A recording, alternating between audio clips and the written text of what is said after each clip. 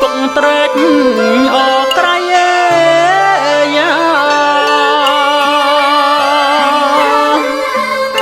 9 ខែ 10 ថ្ងៃចង់ឃើញមុខកូនណា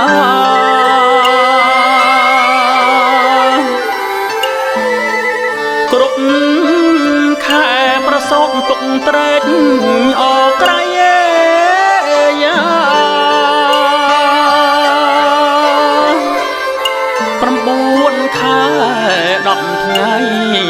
ចង់ឃើញមុខកូនណា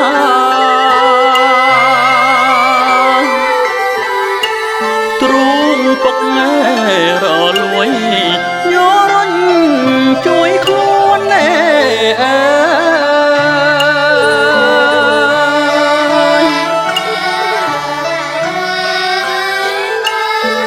ពុទ្ធធោកូនស្ងួនលាចាក់លោកកៃ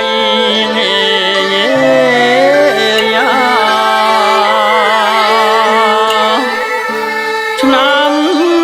76 ថ្ងៃ 10 វិច្ឆិកាយ៉ាសមុទ្រទុកខាមហាឈឺក្រៃយ៉ា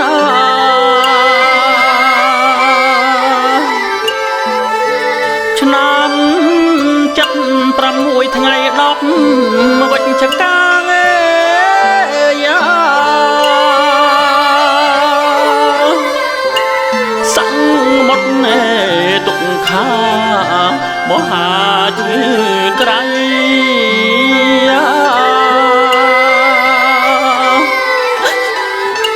ថ្ងៃលាម៉ែពុកសែនចុក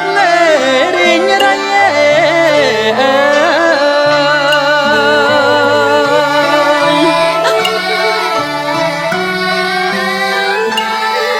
កូនប្រុសព្រាត់ខ្សែអាណោចមហាយ៉ាម៉ែទាស់សរសៃស្គមស្គាំងរូបកាយ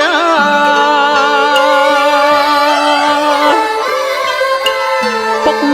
ទៅពីឆ្ងាយចង់ជួបបុត្រត្រា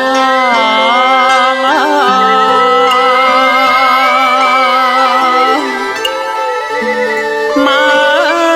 ទាស់សរសៃស្គមស្គាំងរូបកាយយ៉ា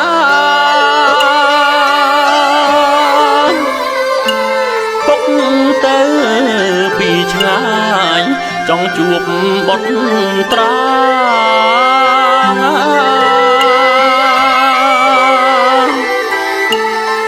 អនុញ្ញាតសុំមេបាញ់ជាការតែអនិច្ចា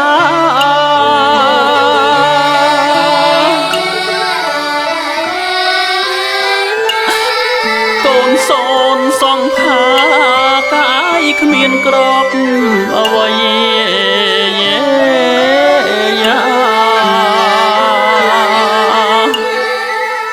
ពុកម៉ែខ្លោចចិត្តយំស្ទើបោកប្រាណយ៉ាសពកូនមិនបានបញ្ចុះផ្ទាល់ដៃ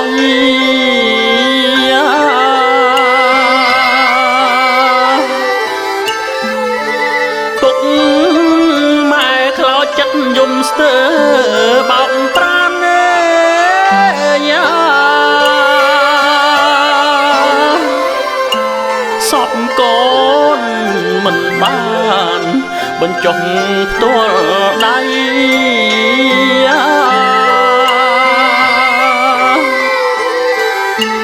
អង្គការចិត្តមានខោខៅខ្លាំងក្រៃ